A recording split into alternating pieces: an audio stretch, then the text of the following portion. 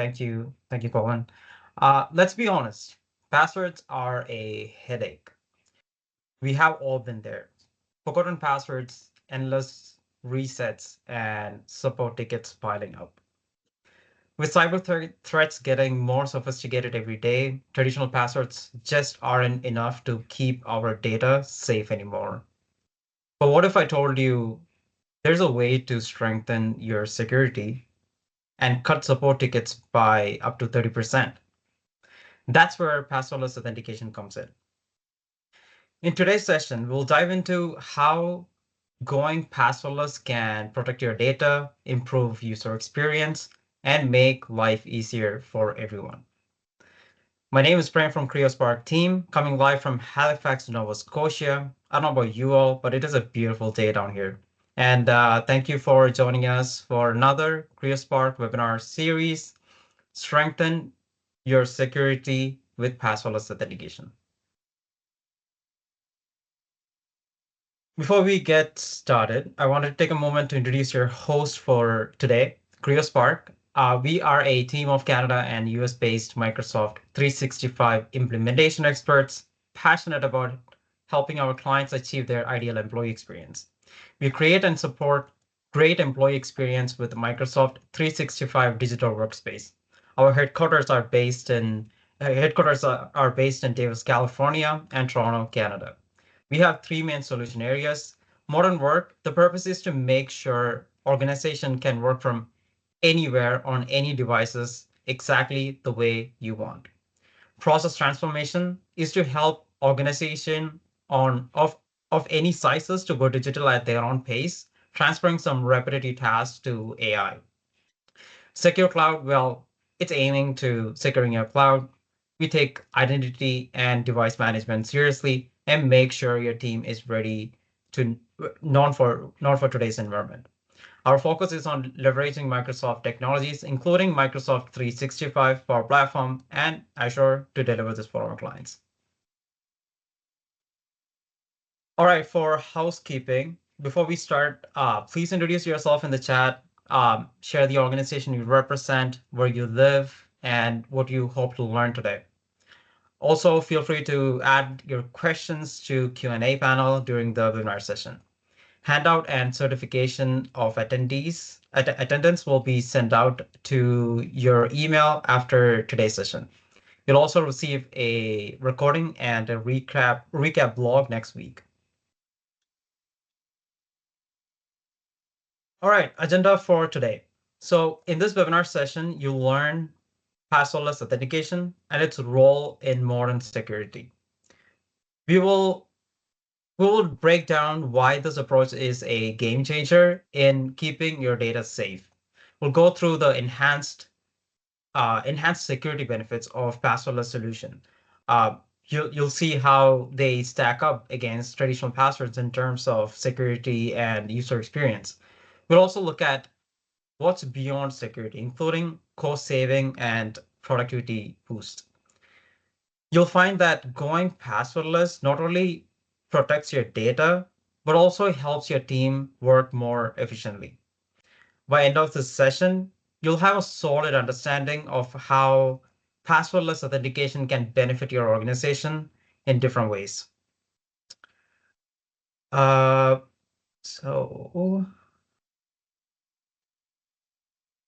All right, so I wanted to introduce your speaker for the day, Colin. He brings a wealth of experience in aligning technology with business needs and building secure networks since 1990s. He's passionate about helping organizations use technology to reach their goal. And just to add a fun twist about Colin, Colin is a ski instructor. So let's welcome Colin. So we're here to talk about a passwordless future. And I guess in order to do that, we have to start talking about the history of passwords. Since before we talk about the future, we have to understand the past. So the earliest information we have about the use of passwords that's documented was the Roman army. And the writings we have go back to 753 BC, probably went before that, but we have evidence that the Roman army used something called watchwords to identify people and different units when they would encounter each other. They didn't have two-way radios. They didn't have other forms of identification, ID cards or swipe cards or anything like that. So they used watchwords, and they would cycle them and rotate them. And if you knew the current watchword, you were allowed to enter specific areas. So that's the earliest we know of people using something the equivalent of passwords. But over time, it's changed. A more modern example is speakeasies during the 1920s when alcohol consumption was outlawed in many parts of North America. They had these private areas you could go to called speakeasies and get access to an alcoholic beverage. And in order to get in, you needed to know a passphrase or some code word to get it. And that was their way of knowing that you were somebody who should be there or that they should allow in. But really, we're here to talk about what's been known as digital passwords. The first documented digital password was used at MIT, and it wasn't really used for security. It was used at the time because computers were large and expensive, and they weren't really personal. They were shared by many users, and because they cost a lot and there was more demand for the computer than there was capacity, they used a chargeback system. And what they did is they gave everybody a user ID, and so they could figure out who was submitting a job, and they would charge them. Well, users figured this out, and they started using other people's user IDs when they submitted their job, so they wouldn't be charged. So they added the password to make it a little bit more difficult to bill under someone else's account. So really, it was an accounting thing. We can blame accountants for a lot of things in the world. But fast forward to today, and most email addresses are associated with over 130 accounts across the web. That's a lot. It gets difficult to manage, and people are overloaded, and systems break. Users admit to using duplicate passwords. 73% of people admit to using duplicate passwords. And when we talk about using the same password for work and personal uses, we're talking about over 60% of people admit to that. And depends on how you look at it, that could be a problem. So before we dive into things for today, just a little bit of disclaimer. There's lots of different implementations of passwords and passwordless technologies, and I can't cover all of it. I'm not going to get into the nuts and bolts of the protocols, et cetera. I'm trying to give a bit of an overview and how it fits in to secure enterprise and secure computing and how it can make people's lives easier. Going to focus on some of the more common methods, and I'm going to really just from a demonstration perspective and from a best practices perspective, focus on Microsoft cloud environments because, let's face it, we're CreoSpark, we're a Microsoft partner, and the work we do is primarily around Microsoft. And by the way, if you've got questions or anything, please feel free to put them in the chat, and we'll have a chance to address them later on. And Prem, if you see a question come up that's during one of the slides and you think I should pause and answer it, please feel free to let me know. I won't be seeing the chat, however, as I speak. Okay? So let's start with just a level set. How do passwords work? Pretty sure everyone on the call knows how to use a password, but just from a level set, a generic flow of how people use passwords is something like the following. A user uses a device, could be a phone, a laptop, a desktop, a tablet, some kind of digital device that's connected to another system, either through the internet or some other form of connection. And if that's a secured system, they might get prompted to enter a user ID and password. When they enter that user ID and password, that combination is validated against a centralized directory service. And that's a key piece of the whole equation, is that there's a centralized service that validates the combination of user ID and password. And I'll come back to that 3 or 4 times.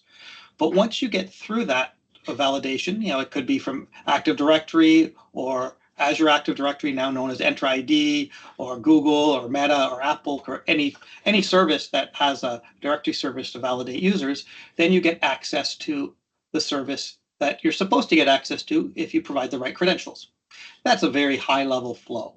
Okay, and that's, like I said, just there as a level set. So now that we know how passwords work and what they are, let's talk really quickly about the topic of the day, which is passwordless authentication. Right. So what is passwordless? And, semantically, when we talk, in language, it's any type of authentication that doesn't require a password. So I could set up a computer that just requires a user ID. You press enter or click next, and you're in. And that, by definition, is passwordless.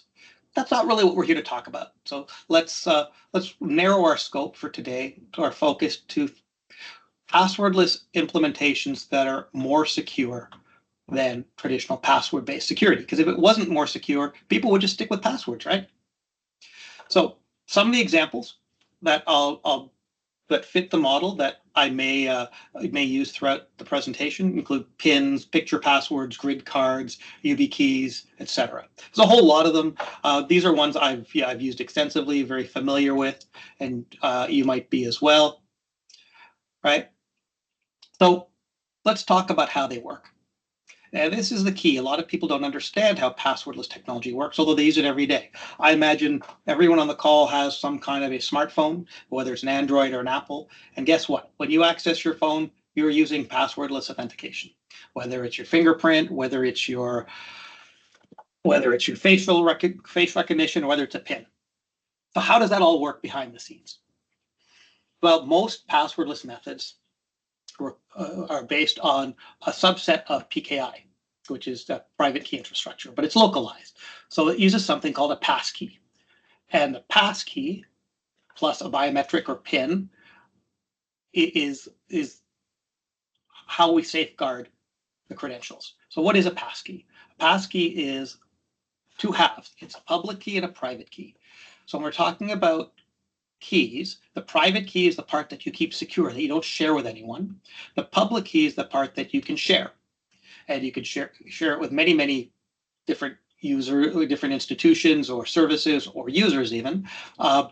And by you holding your private key secret from them, you can still validate, and they can validate you in an asynchronous manner.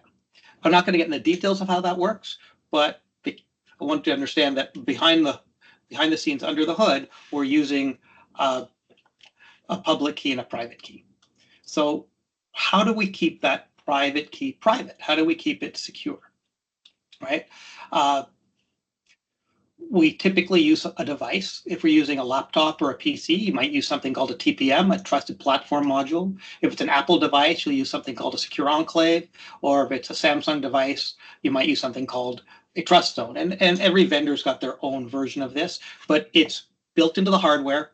And the idea is we store secrets there, like a private key, and it's supposed to be unbreachable, unhackable. And if it detects a breach attempt, it just wipes it, so the private key is gone. So theoretically, and I'm not saying that it hasn't been done or can't be done.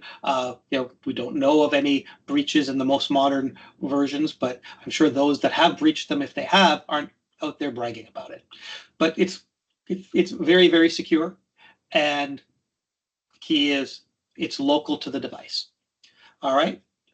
And then when we use our biometric or a PIN, like whether it's a thumbprint, iris scan, or a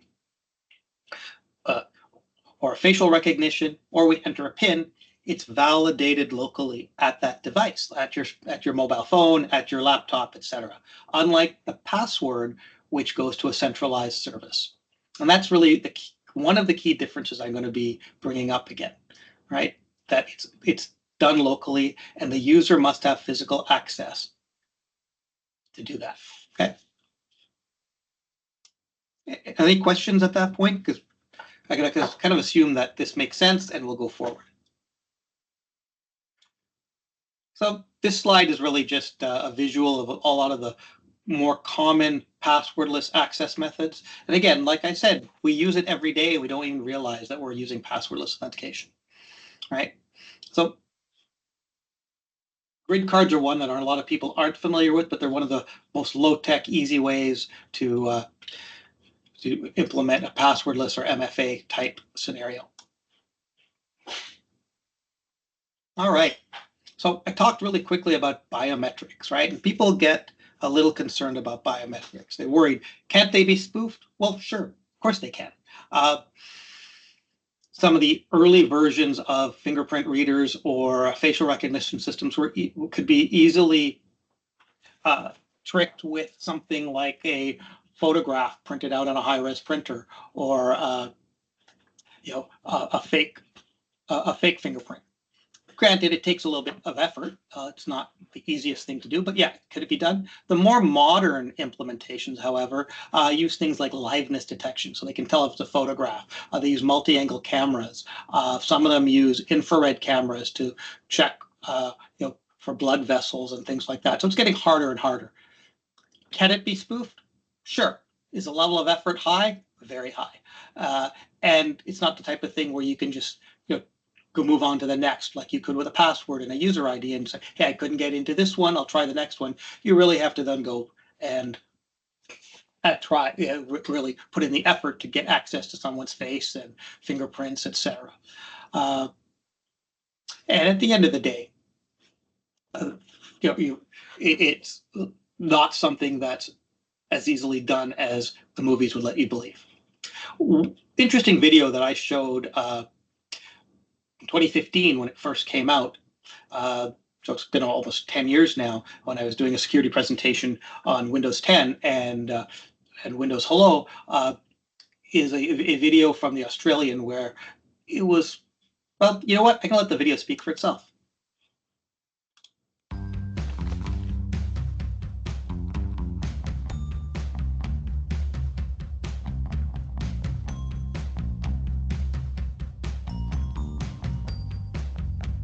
Do you think the computer will be able to tell the two of you apart? Maybe, because you do look different.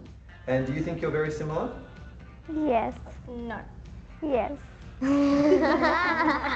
We don't look that alike. Well, I don't think we do. I don't think we look alike. Well, I hope we can trick it. It'd be nice to. It's always nice to beat a computer. Yes.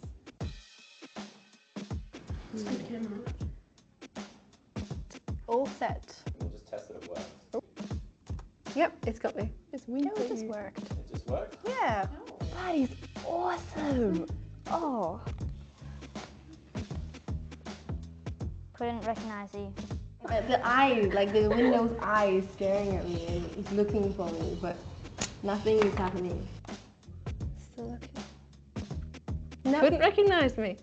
Oh no. Okay, one more time. Give it one more go. One more. Maybe if I squint my eyes more.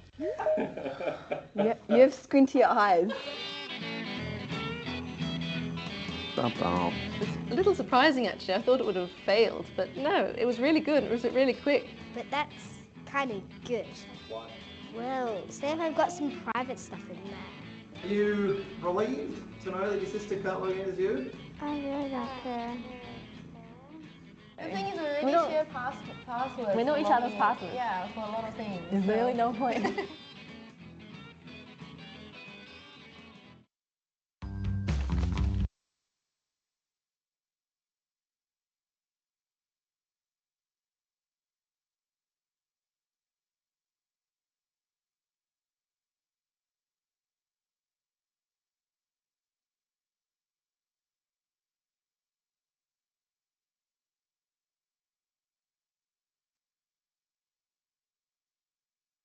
Colin, I think you're mute. I am. Sorry about that. All right. So that was an interesting video. That was in Windows 10 when Windows Hello first launched. And the interesting thing there is that Windows Hello requires infrared cameras, which maps the blood vessels in your face, which are not set at birth. So even identical twins, as they grow, the blood vessels in their face will be different from each other. So that's why the twins weren't able to fool it. Now, again, there are different methods for using facial recognition, but just wanted to show you that it's not that easy to spoof. And so let's talk about why passwordless is more secure. So password attacks can happen from any device in any location that's connected to that centralized repository that houses your password, right? But passwordless attacks would require physical access to the device or the biometric. So for instance, if your phone is a device, you only have one of those. So really, there's only one location that it can be accessed from. It's where the phone is. And if you're like me and my kids, you're never without your phone. You'd know very, very quickly if you've misplaced your phone or somebody's taken it. And even if you haven't, notice that it's missing. There's only one of it, and it's got its own security on it to help secure the device itself, right? And if you're like me, I pretty much know where all of my fingers are and my eyes and my face. I usually carry them with me everywhere I go. It would be pretty noticeable if I lost a finger. Now, multiple complex passwords are difficult to manage, and we know that. Users share them with each other, they write them down, they do all sorts of things to help them manage them, so that's definitely a security risk. And a lot of phishing campaigns are based on trying to get somebody to provide their credentials, provide their password. Well, guess what? If you don't have a password, you can't give it out. So there's no shared secrets. It also avoids people, you see this sometimes, people work together and they share an account with the same password. So you can't do that either. Passwords could be brute forced, right? I could easily write a loop to go through and try every letter character combination up to 16 characters. It would run fairly quickly. Can't really do that with passwordless. And again, like I said, it requires physical access to that device. Now, that leads you to ask the question, what about MFA, right? And so I didn't really want to get in MFA because MFA is just multiple factors of authentication. It doesn't say what they need to be, right? Typically, MFA is 2FA, and it's typically a password, a user ID and password, and one other form of authentication, right? So it's usually that second form is something you have, right? It could be a smart card or token of some sort, or it could be a biometric. For MFA, it could be a text you receive on your phone. There's lots of ways to implement MFA. So it's a little bit of a red herring when we talk about MFA. But if you look at how I described passwordless as working, is that passkey with the private key and the public key, and a secure store for the private key that requires a PIN or a biometric. Well, guess what? That passwordless model is in itself multi-factor authentication. So you can't say it's more secure or less secure than MFA because it is MFA, right? It's just a question of another implementation of MFA. All right, so we talked about the fact that passwords are stored centrally and that users, or even the unintended user, someone who's surreptitiously or trying to hack into an account, they could be anywhere. And you could have dozens and dozens of computers all trying the same or multiple accounts from different parts of the world simultaneously. That's not really something that you can do in a passwordless paradigm based on how we've defined it for our purposes today. Okay, so we've talked a little bit about how passwords and passwordless works. We've talked about some of the security. Let's finish up talking about security, but then go beyond the security, talk about some of the other things. So security breaches, we hear about them all the time. We'll talk about them a little bit more in a few minutes, but 80% of security breaches involve a compromised password. Something to keep in mind as you manage your password infrastructure. Average user, and this is based on Fortune 500 companies, spends 12 minutes a week managing passwords, which adds up to 11 hours a year. As an individual, I'd love to have those 11 hours back. As an employer, I would love to have those 11 hours repurposed into something more productive. And then in a very often cited study by Forrester, they estimated, now this was in 2018, so 6 years ago, but in 2018, they estimated that the average cost for an enterprise, so that's a Fortune 500 type company, is $70 USD to manage a password reset. So that's based on the lost productivity of the user, the service desk ticket staff, the infrastructure to support that, etc. They estimated that it's $70 USD. Now, again, this is Fortune 500 enterprise type clients, which typically have very rigorous processes and well-staffed environments. My expectation is that for smaller organizations that aren't as well managed, that cost would be higher if they could calculate it at all. And so Gartner also estimated that 30 to 50% of service desk tickets are based on passwords of some sort, either a reset or some other password management issue. So something to think about when you're calculating the cost of passwords, but also managing the cost or putting together a business case for going passwordless. Right? There's a lot of money to be saved and a lot of user experience to be enhanced. We talked about security. We talked about eliminating the risk of phishing and all of the other negative security implications that passwords bring, and how passwordless can help thwart some of that.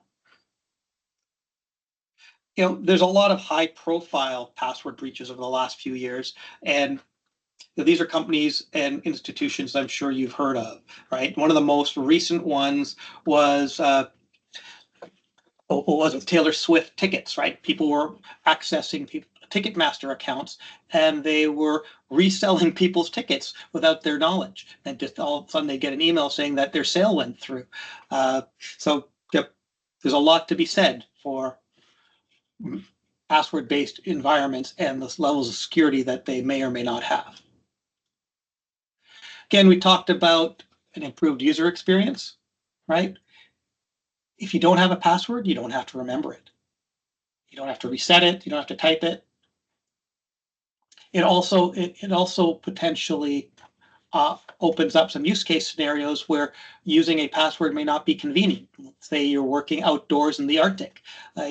Pulling out your fingers to be able to enter a password on a device may not be a great user experience. And of course, we can't forget reducing cost and complexity, right? I talked about the $70 USD. I talked about the 30 to 50% of service desk calls, and the 11 hours per year. And I would argue for some people it's even higher. Let's do a really quick review. Okay, password only. It's a poor experience. We know that it can be brute force. We know there's lots of different ways to capture a password through phishing, etc., and potentially breach an account. So if we add something else, we go MFA, we add like SMS text or something like that. That's a little bit better, but it's still not great. It still has a lot of issues, and you still have to manage the password. Then we talk about some more sophisticated MFA options, including passwordless. And now we're getting somewhere a little bit more interesting. A lot of the government departments I work with, a lot of the military folks I deal with, they really like hardware tokens. We can talk about that at the end if people have questions about that, because they can use a hardware token on different devices. The hardware token can follow them. And we did a quick video on Windows Hello. And some of the examples on some of the example slides, we had some FIDO2 keys and things like that.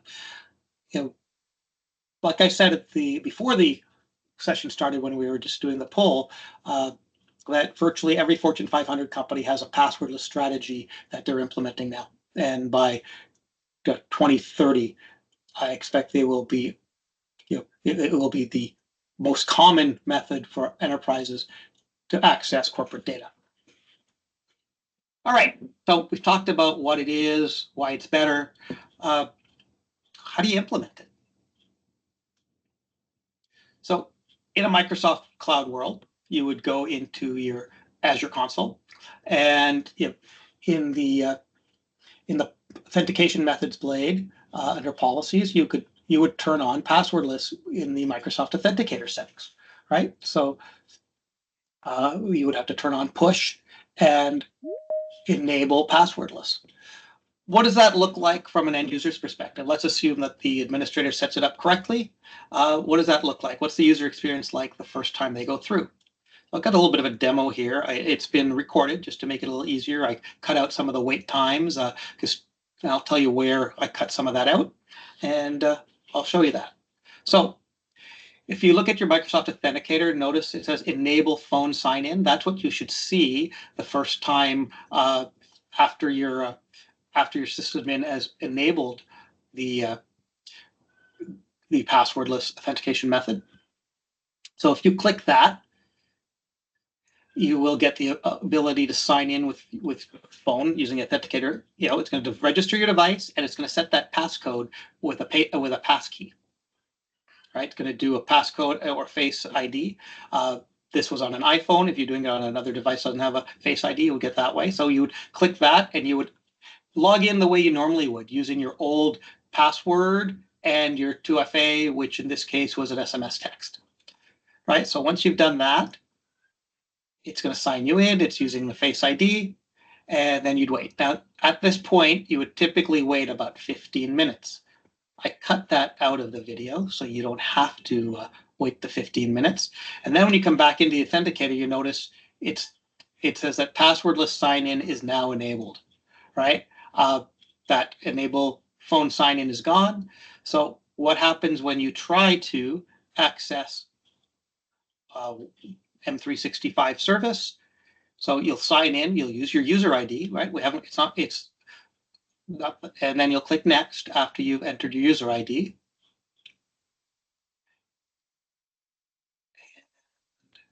Give it a second.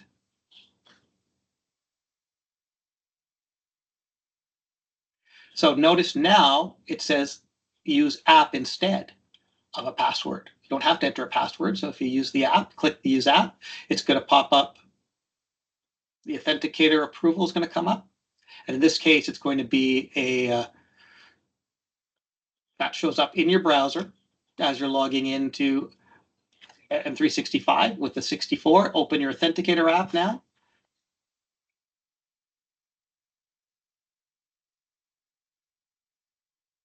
Again, it's using your Face ID. So it's got a biometric there. You enter the 64. It validates, and it validates with your Face ID. Again, this could be your thumbprint or whatever, or a PIN if you really wanted it to be. And now you're logged in.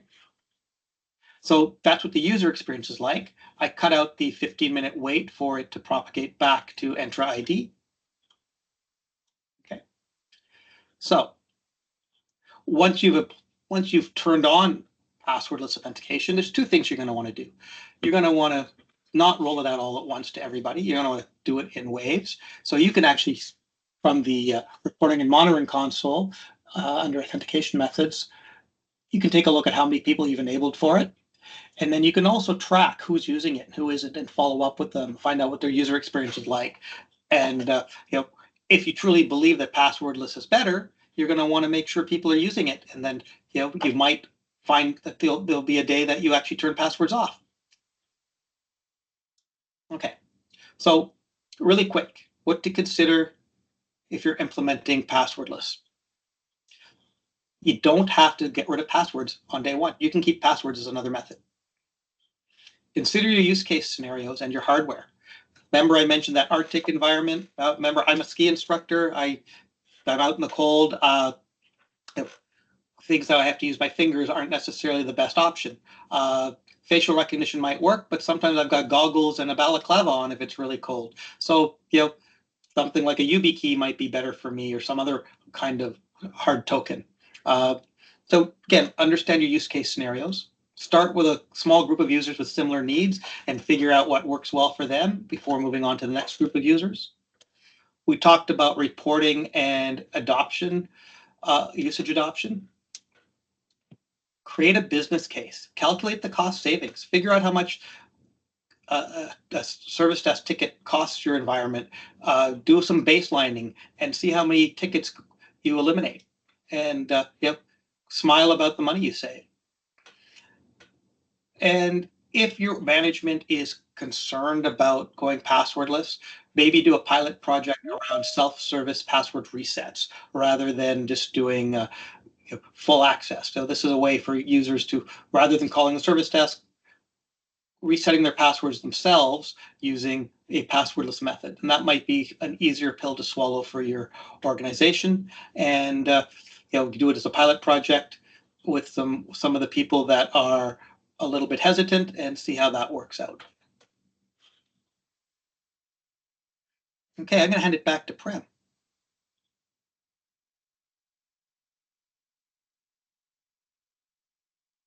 Awesome.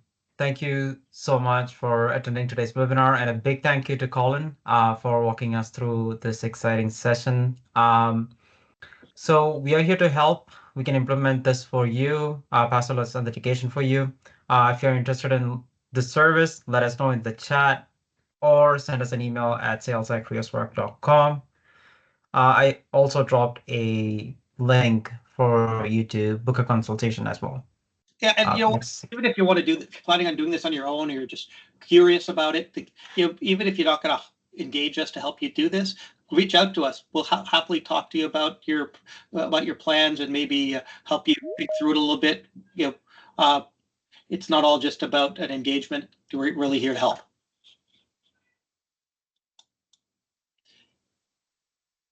Next slide, please. Awesome.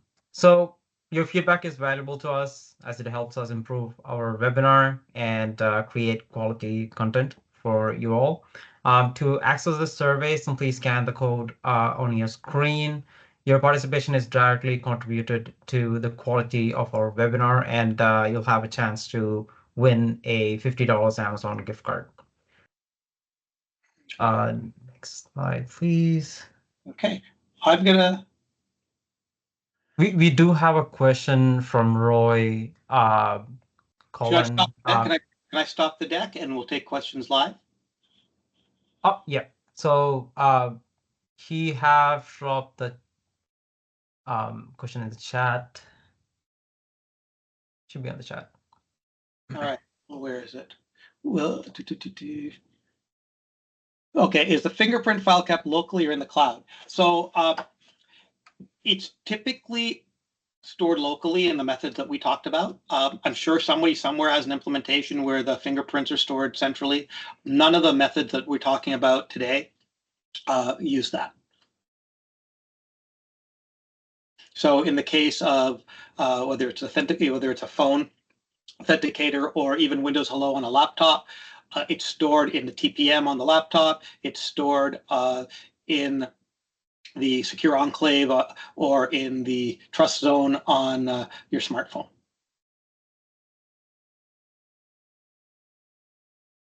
Okay.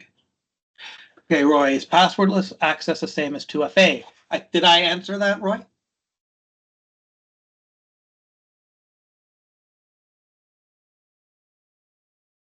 Have you muted everyone?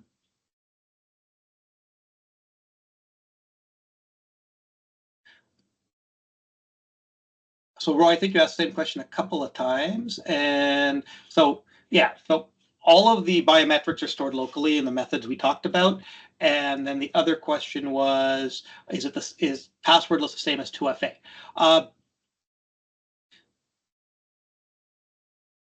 Passwordless is the passwordless methods that we talked about are 2FA or 3FA. They are MFA, but it's kind of a parallel discussion because you can have MFA without passwordless, you can have MFA with passwordless,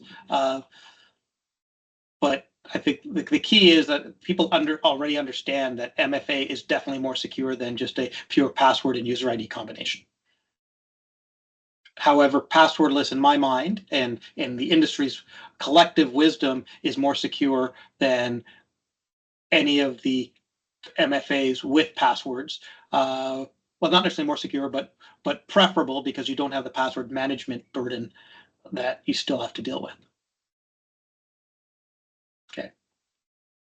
Any other questions?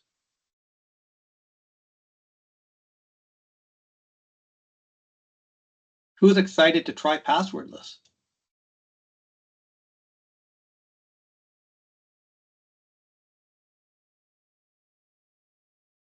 Okay. Do you want me to go back to the desk, Prem, or are we good? Yeah, we could do that. Yeah. Well, because it's just questions, right? And I'll share again. Oh, there's another question we just have. How to use MFA if you don't have a phone? Okay. Well, there's lots of different ways to do MFA, right? There's those grid cards. There's you can use YubiKeys, tokens. There's all kinds of passwordless methods, all kinds of other factors of authentication, right? Do you have a specific scenario you want to talk about? I don't know if you want to talk about it now or if you want to reach out to us separately. Happily talk about some of the options. We see that a lot in BYOD scenarios where people have personal phones and they do not want the company to use it. So a lot of union shops and things like that, the rule is, hey, if you want me to use a phone, you've got to provide it. I did some work with a highly secure environment where phones were not allowed, right? You can guess what kind of environment it was, but phones were not allowed, so they couldn't use that. They had to use something else, and they settled on YubiKeys. Awesome. Once again, we appreciate your participation in today's webinar. Keep an eye out on your inbox for today's recording of today's session and certificate and the handout. We look forward to seeing you again for next month's webinar session. Thank you, everybody. Thanks.